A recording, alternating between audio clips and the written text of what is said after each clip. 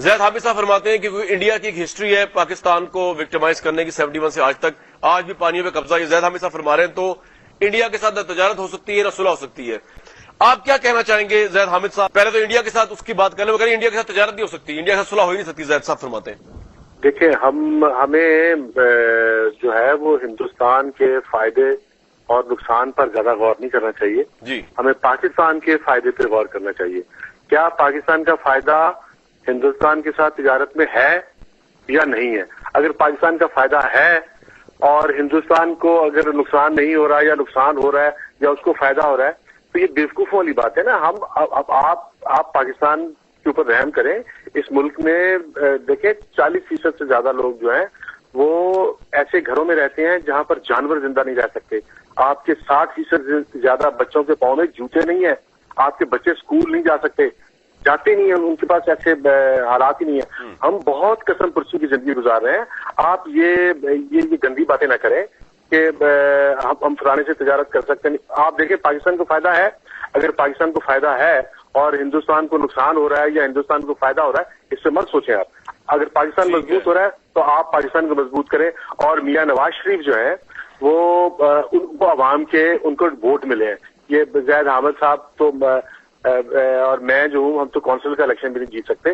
اور عمران خان کو پاکستان کے عوام نے ووٹ دیے ہیں اور پیپلز پارٹی کو پاکستان کے عوام نے ووٹ دیے ہیں. یہ تینوں جماعتیں جو ہیں یہ تینوں جماعتیں یک زبان ہو کے کہہ رہی ہیں کہ ہندوستان کے ساتھ تجارت کی جائے.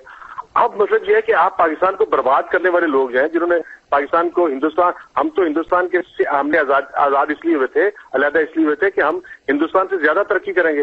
اور ہندوستان ہم سے بہت آگے نکل گیا. یارو خدا سے ڈرو, پاکستان کو آگے نکلنے دو. ٹھیک ہے سر, میرے ساتھ رہیے. گندی باتیں سر جی میں جناب آپ کو اجازت کی ضرورت نہیں, آپ جو چاہے کر سکتے ہیں. اور میں سوال بس پٹ کر لوں کہ بیسکلی فائدہ پاکستان کے کانٹیکس میں دیکھ رہے ہیں نہ کہ انڈیا کانٹیکس میں دیکھ رہے ہیں. اس کا رسپانس ضرور کیجیے. جی زید صاحب. کامران دیکھیے اس وقت دنیا ریکگنائز کر رہی ہے پاکستان کے اندر ہر پالیسی میکر تھنکر ایک ریڈ بیل الارم بیلز بج رہی ہیں کہ انڈیا ہمارے پانی بند کر کے ڈیم بنا رہا ہے. اور ہم انلیگل ڈیمز بنے انفارمیشن دے رہے ہیں. کون سے تھنکر ہیں بھائی, خدا سے ڈرے ہیں ان کا. اور اگر یہاں پر بات ہو رہی ہے ایسا کوئی تھنکر نہیں ہے پاکستان میں جس نے ریل بیل بجائی ہو. اگر ہے تو نام لیں. یہ آپ اتنے بڑے پلیٹ فارم پہ آپ لوگوں کو ڈس انفارم کر رہے ہیں, مذاق کر رہے ہیں. پاکستان آگے اتنا نقصان ہو چکا ہے. آپ دیکھیں آپ کا رویہ بڑا غیر بچکانا سا ہے. جی زید حامد صاحب کامران میں بات کر سکتا ہوں. ہاں جی کر لیں. ٹھیک ہے انجم صاحب آپ بغیر نام لیے کسی انٹلیکچوئل کا لیں اس کو. وہ کہہ رہے ہیں آپ ان کا نام لیں جو جی زید صاحب. جی اس وقت پاکستان یونائٹڈ نیشنز تک جا چکا ہے. کشن گنگا ڈیم ہو یا دوسرے ڈیمز ہو, واٹر ایشوز اس وقت سب سے بڑی جنگ ہے. دنیا پاکستان میں ریکگنائز کر رہی ہے. نہیں گیا, خدا کے واسطے ڈریں. پانی کے ایشو پہ ہم عدالت میں گئے ہیں. ہم یو این او میں نہیں گئے. آپ کیوں جھوٹ بول رہے ہیں بھائی؟ دس از رانگ. یہ رانگ فال میں نہیں بیٹھ سکتا کہ ہم یو این او میں نہیں گئے. ہم نے یو این او میں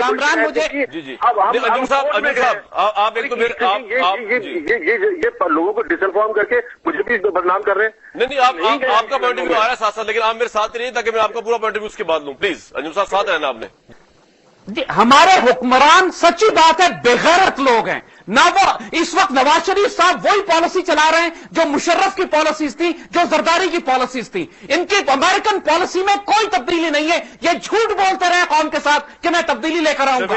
جھوٹ بولتے چاہتے کامران شاہد ایک سیکنڈ, آپ سینئر جرنلسٹ ہیں, میں بھی ایک سینئر آدمی ہوں. یہ پولیٹیشین کو بغیرت کہہ رہے ہیں. آپ دیکھیں کتنی بےحودگی ہے. یہ دیکھیے نا کامران صاحب, شرمی ہے. ایسے لوگ جن کو आप मियां नवाज शरीफ को कह रहे हैं, आदाब नहीं आते, जरदारी को कह रहे हैं। वो जिस किस्म के अल्फाज इस्तेमाल करते हैं, आई एम सॉरी, मैं इस बात का ना जवाब दूंगी ना मैं इनसे नहीं देना चाहिए चाहती हूँ। जिस शख्स को इतनी तमीज नहीं है, इतनी गैरत नहीं है कि इतनी तमीज नहीं है, इतनी गैरत नहीं है कि इतनी तमीज नहीं है, इतनी गैरत नहीं है कि दूसरे लोगों के लिए महजब अल्फाज इस्तेमाल करें। पता नहीं किस किस्म की बेगैरत अपब्रिंगिंग होती है इन लोगों की। ज़ैद हामिद साहब अल्फाज के लिए वापस ले लें। आप देखिए, करोड़ों लोगों के वोट लिए मियां नवाज शरीफ ने और करोड़ों के वोट लिए इमरान खान ने और जरदारी आप ये किस्म के शख्स हैं, इनको किसी तरीके से इज्जत नहीं आती है। अच्छा ज़ैद हामिद साहब चले, ज़ैद हामिद साहब आप अल्फाज वापस ले लें। पाकिस्तान के इलेक्टेड लीडर्स हैं, ये हर्ट होंगे, बड़ी फीलिंग्स ना हो जाएंगी जरदारी साहब के मुतालिक या नवाज शरीफ साहब या इमरान खान साहब के मुतालिक। जी वापस नहीं लेता, लेकिन the fact remains the same. देखिए, गैरत और बेगैरत जो है वो एक डिबेट है जो पाकिस्तानी माशरे में चल रही है। हमें ये गैरत ब्रिगेड कहते हैं और अपने आप को बेगैरत ब्रिगेड कहते हैं। नहीं तो आप अपने घर वालों को बोले ना, अपने घर वालों से ऐसे मुखातिब हो। आपको कोई राइट किसी ने नहीं दिया कि आप दूसरों के बारे में अल्फाज इस्तेमाल करें। अल्फाज इस्तेमाल करने हमें भी आते हैं, फिर हमने इस्तेमाल करना शुरू कर दिया ना आपके बारे में और आपके घर वालों के बारे में, तो फिर कहीं मुंह दिखाने के लायक नहीं रहेंगे। देखिए, हम किसी की जातियात पे कभी नहीं गए, हमने फॉरेन पॉलिसी के हवाले से बात की। इमरान ने भी जब चीफ जस्टिस की जातियात पे बात की, आदाब नहीं आते। आपको इतनी तमीज ही नहीं है कि जब आप नेशनल इलेक्टोरल के बैठे हुए हैं, मौजूद लोगों के साथ मौजूद गुफ्तगू कर रहे हैं, तो उसके क्या आदाब होते हैं। चलें जी, इसको अब डिबेट खत्म करते हैं। कोई बात डिसअपॉइंटेड जी, मतलब डिसअपॉइंटेड, मुझसे तो डिसअपॉइंट नहीं आप हुई ना, आप ये भी क्लियर कर। ठीक, अच्छा ठीक है। नहीं कमरान साहब, आपसे डिसअपॉइंटमेंट की बात नहीं है, लेकिन इस किस्म के गेस्ट बुलाना जिनको इतनी तमीज नहीं है, दूसरे लोगों से किस तरीके से अंजुम साहब लास्ट आपके वर्ड्स, उसके बाद इनकी क्या हैसियत है? ये क्या बात कर रहे हैं दूसरे लोगों को ये इस किस्म के अल्फाज इस्तेमाल करने की, इनकी क्या हैसियत है? चले उनका ओए